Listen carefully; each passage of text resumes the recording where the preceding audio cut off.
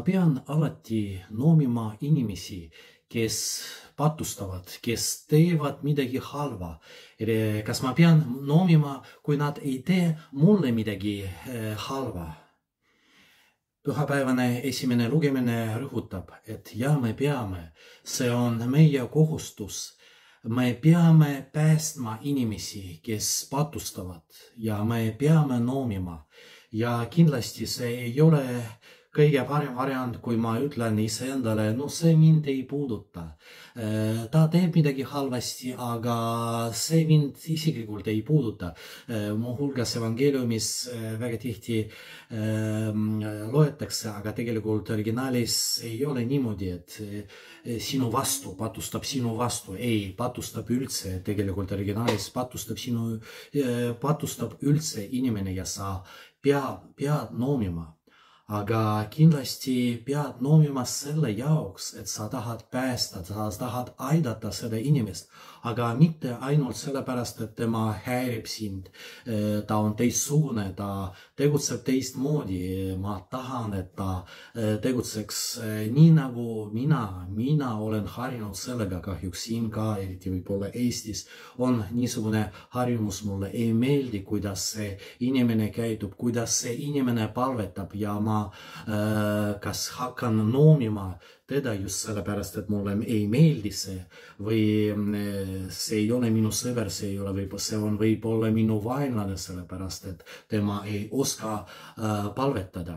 Ei, kui on jutt sellest, et inimene hukkub, et on tõesti rasked palvet, kui inimene ei oska või valesti palvetab, see minu arvates ei ole kõige suurem patt.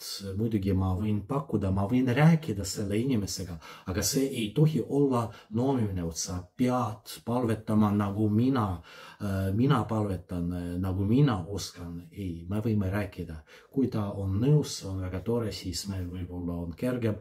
Kui ta ei ole nõus, siis ta valib oma teed Jumala juurde ja äkki tema tee on ka hea. Ma olen kindel, et kindlasti on ka hea tee. Aga kui ta patustab, siis me peame noomima. Kuidas? Jeesus Kristus ka seletab, et me peame aitama selle inimest. See inimene peab olema tähtis meie jaoks ja see ei tähenda, et me näitame talle, et tema on tähtis, aga inimene tõesti peab olema tähtis meie jaoks.